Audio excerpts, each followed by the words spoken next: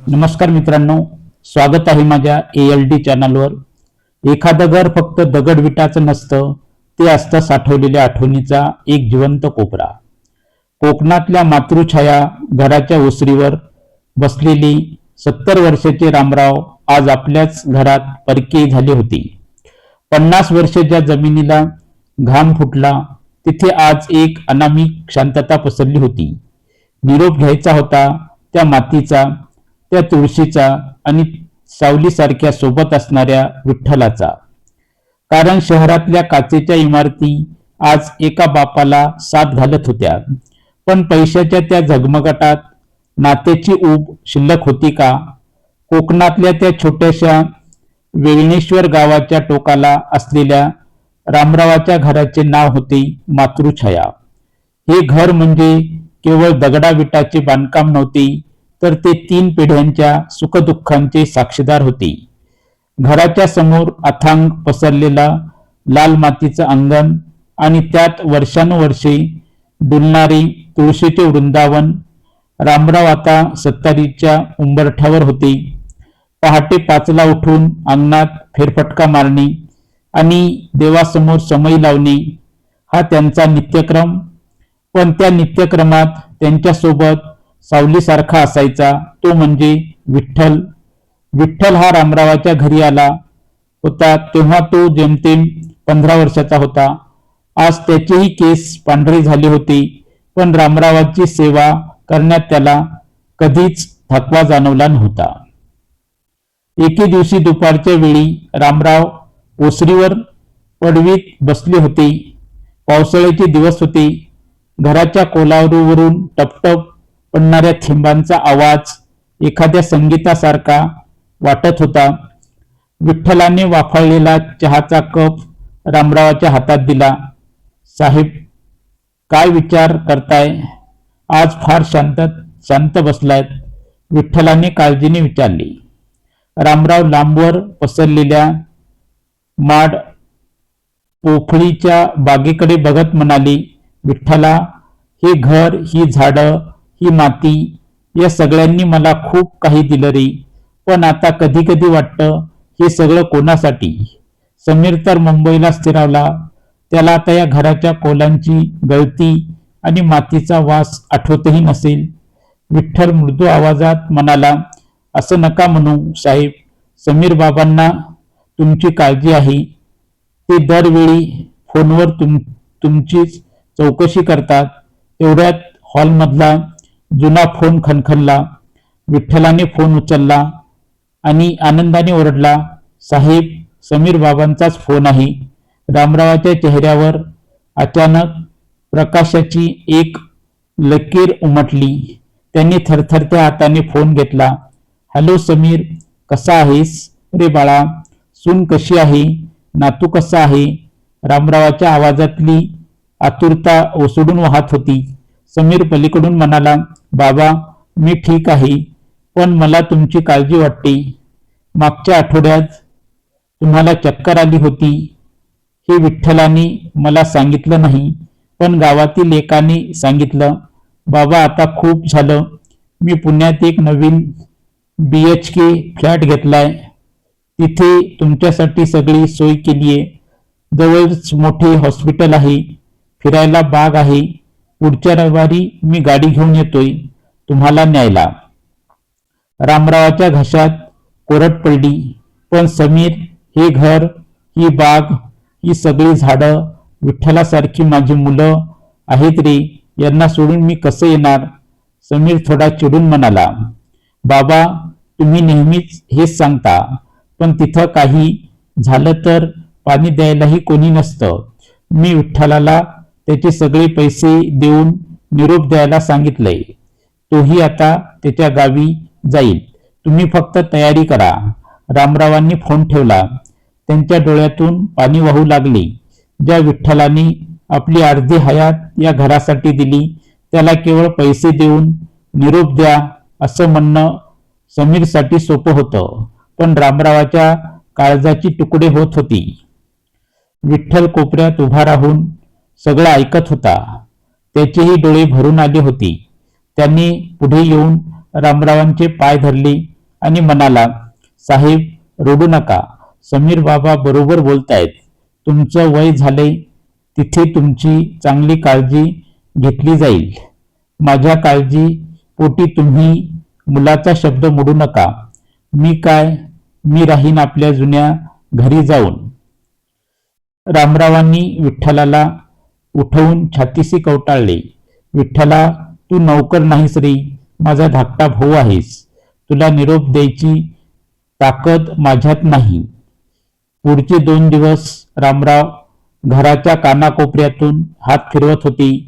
जुन्या कपाटातल्या त्यांच्या पत्नीच्या साड्या, समीरची लहानपणीची खेळणी आणि भिंतीवरचे पूर्वजांचे फोटो, जणू प्रत्येक वस्तू ओरडून सांगत होती, आम्हाला सोडून जाऊ नका. रविवार उजाडला.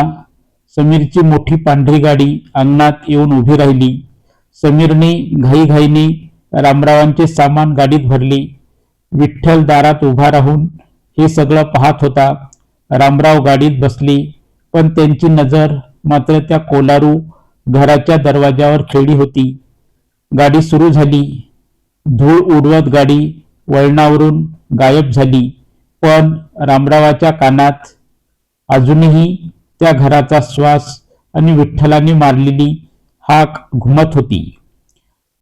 पुण्यातील त्या आलिशान सोसायटीच्या गेटपाशी जेव्हा समीरची गाडी थांबली, तेव्हा रामरावांना वाटलं आपण एका वेगळ्या जगात आलो आहोत. उंच उंच इमारती, चकचकाक रस्ते आणि सगळीकडे असलेली सिमेंटची भिंत. समीरने 15व्या मजल्यावरचा आपला फ्लॅट उघडला. आत शिरताच थंडगार एसीची हवा लागली. मऊशार सोफे, मोठा टीव्ही आणि काचेच्या खिडक्यामधून दिसणारं शहर. समीर अभिमानाने म्हणाला, बाबा कसं वाटतंय घर? इथं तुम्हाला कशाचीच कमतरता भासणार नाही. रिमोट दाबलं की सगळं हजर होईल. रामराव फक्त मंद हसले. त्यांच्या मनात मात्र कोकणातल्या त्या घराची ओसरी आणि तिथला गारवा येत होता. पुण्यातील सुरुवातीचे 2 दिवस कौतुकात गेले. सून राधिकाने छान जेवण बनवलं. नातू आर्याने त्यांचे व्हिडिओ गेम्स दाखवले. पण हळूहळू वास्तव समोर येऊ लागलं. सकाळी 8 वाजले की घराची धावपळ सुरू व्हायची. समीर आणि राधिका दोघेही ऑफिसला जायचे. आर्यनची शाळा आणि मग ट्युशन. सकाळी 9 ते रात्री 9. रामराव त्या घरात पूर्णपणे एकटे असायचे. घरात सगळं काही ऑटोमॅटिक होतं, पण कोणाशी तरी 2 शब्द बोलायला माणूस नव्हता. एके दिवशी रामरावांनी खिडकी उघडण्याचा प्रयत्न केला तर राधिका म्हणाली, बाबा खिडकी उघडू नका, बाहेरची धूळ आणि आवाज आत येतो. एसी चालू आहे ना? रामरावांना वाटले, ज्या हवेत मातीचा गंध नाही ती हवा असून काय फायदा. दुपारच्या वेळी रामराव डायनिंग टेबलवर बसले होते. समोर ताटात गरम जेवण होतं, पण त्यांना घास गिळत नव्हता. त्यांना आठवलं, गावी विठ्ठल त्यांच्यासोबत जेवायला नसायचा. पण जेवताना, साहेब आज आमटी कशी झालीये? वांग छान पडलंय ना? असं विचारत गप्पा मारायचा. इथे मात्र शांतता इतकी भयानक होती की स्वतःच्या श्वासाचा आवाजही त्यांना ऐकू येत होता. त्यांनी समीरला फोन करायचा प्रयत्न केला, पण समीर मीटिंगमध्ये होता. त्यांनी मोबाईल बाजूला ठेवला आणि गॅलरीत जाऊन उभे राहिले. समोरच्या इमारतीच्या बाल्कन्यामध्ये लोक होते, पण कोणी कोणाकडे बघत नव्हतं.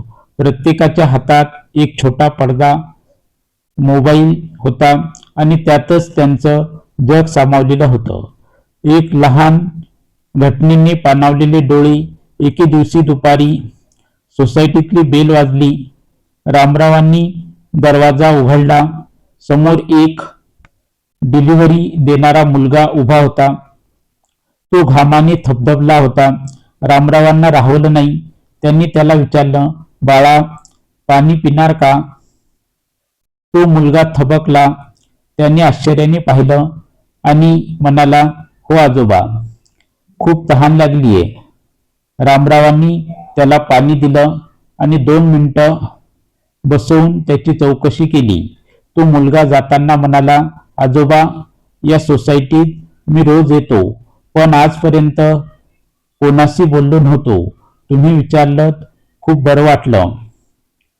तो मुलगा गेल्यावर रामरावांना प्रकर्षाने जाणवलं की या शहरात माणसाकडे सोयी खूप आहेत, पण संवेदना हरवत चालल्या आहे.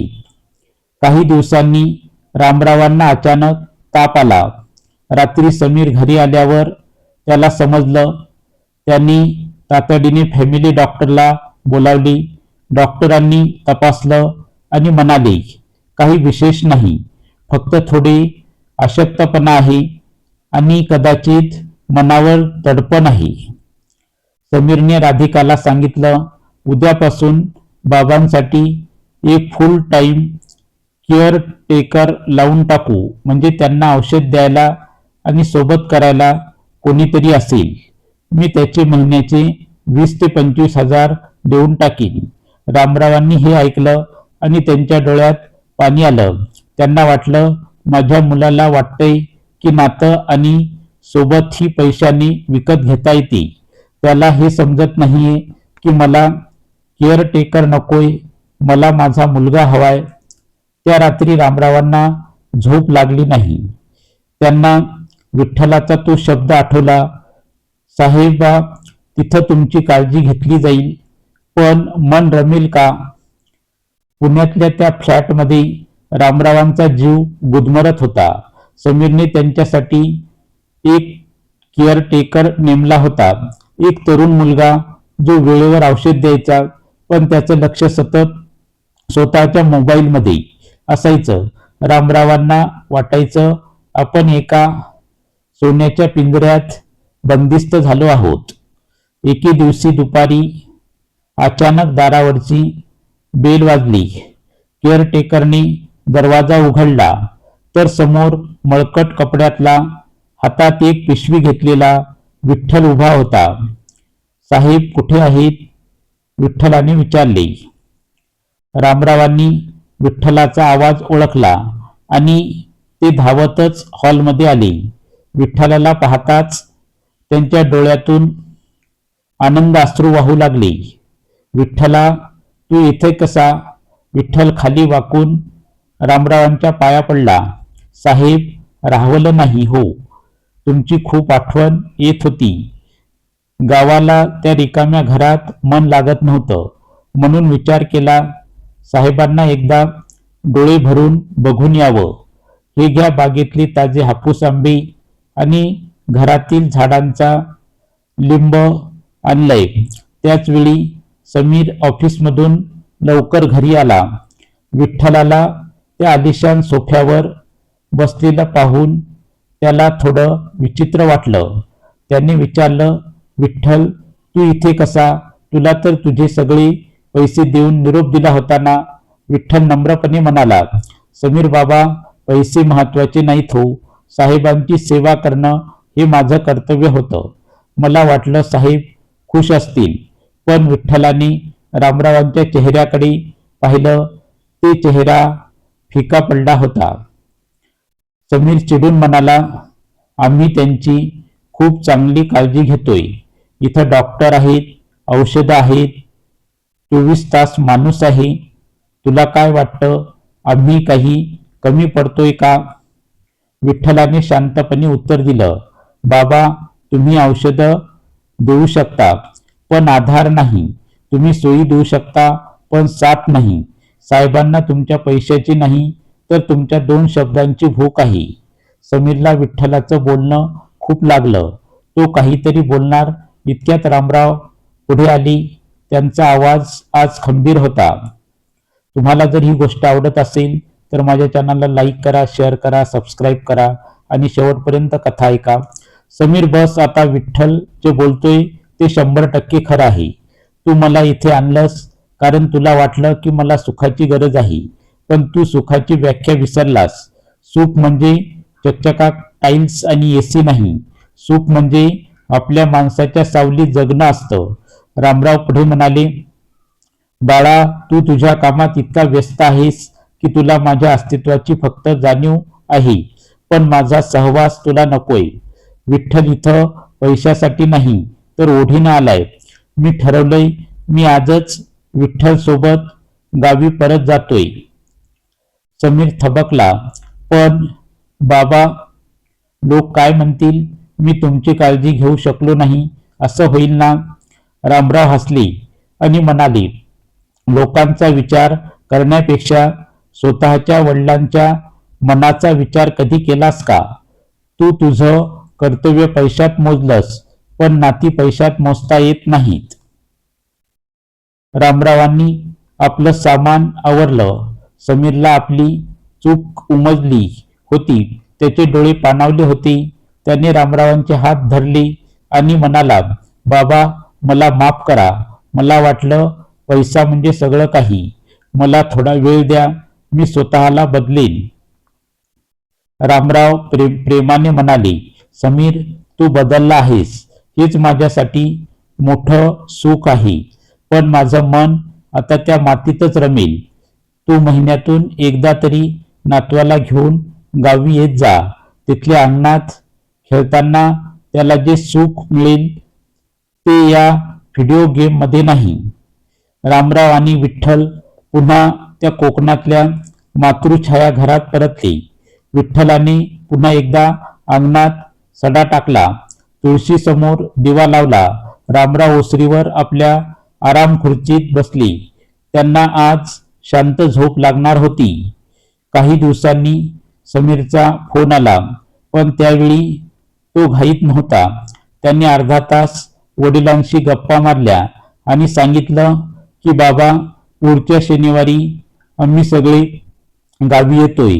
कायमचंच राहायला नाही, पण तुमच्यासोबत वेळ घालवायला.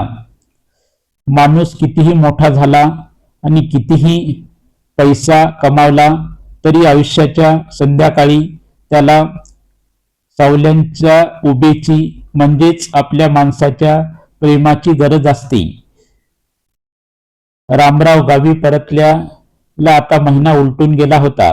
कोकणातल्या त्या मातृछाया घराला पुन्हा एकदा घरपण आलं होतं. विठ्ठलाने घराची साफसफाई करून वाळलेली झाडं पुन्हा जिवंत केली होती. पण यावेळी एक मोठा बदल झाला होता. रामरावांनी आता फक्त स्वतःपुरतं जगणं सोडून दिलं होतं.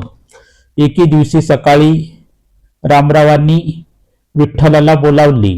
विठ्ठला, माझ्याकडे जी काही जमापुंजी आहे आणि ही जी जमीन आहे ती फक्त माझ्या मुलाची नाही. या जमिनीवर तुझाही हक्क आहे आणि या गावाचाही. रामरावांनी गावातील शाळेतल्या गरीब मुलांसाठी एक छोटी वाचनालय सुरू करण्याचा निर्णय घेतला. त्यांनी आपल्या घराची मोठी पडवी ओसरी मुलांसाठी उघडी केली. संध्याकाळी गावातली मुलं तिथे जमायची. विठ्ठल त्यांना गूळ फुटाणे द्यायचा आणि रामराव त्यांना संस्कारांच्या गोष्टी सांगायची. रामरावांना आता समजलं होतं की एकटेपणा दूर करण्याचा उत्तम मार्ग म्हणजे इतरांच्या आयुष्यात आनंद निर्माण करणे. दुसरीकडे पुण्यात समीरच्या वागण्यात मोठा बदल झाला होता. वडिलांनी घर सोडल्यापासून त्याला त्या आलिशान फ्लॅटमध्ये रिकामेपणा जाणवू लागला होता.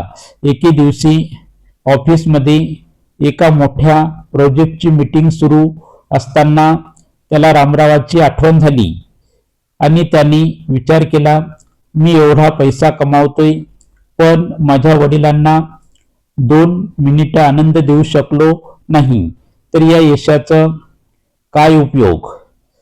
त्याच विकेंडला समीरने गाडी काढली.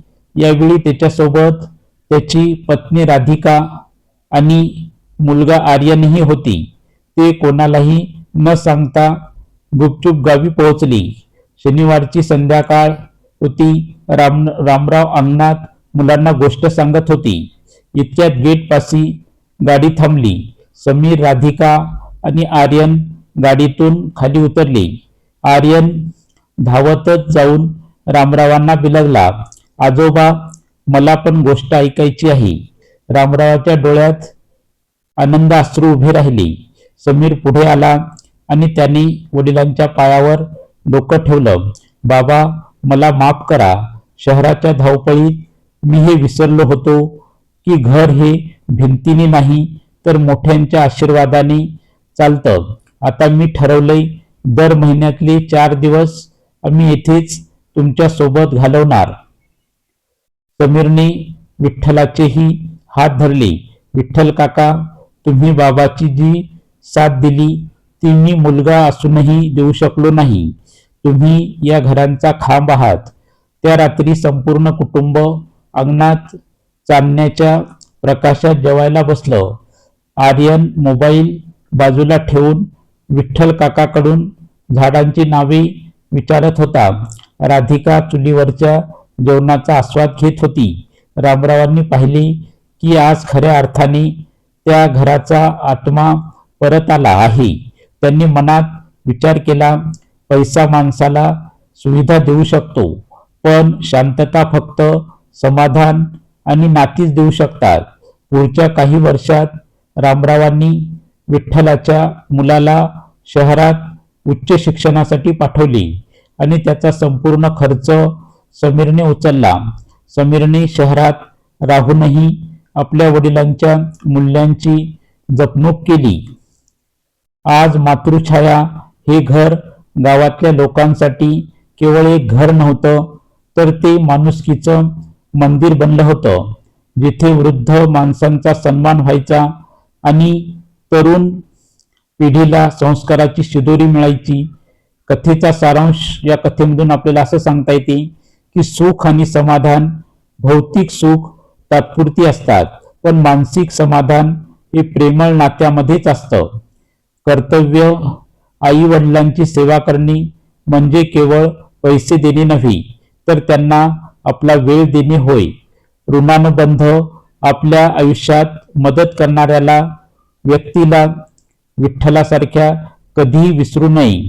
तुम्हाला ही कथा आवडली असेल तर कृपया माझ्या चॅनलला लाईक करा, शेअर करा. चॅनलवर नवीन असताल तर चॅनलला सबस्क्राईब करा. कमेंटमध्ये तुम्हाला कथा कशी वाटली ते लिहा. पुन्हा भेटूया अशा नवीन कथेसह. धन्यवाद. नमस्कार. जय हिंद.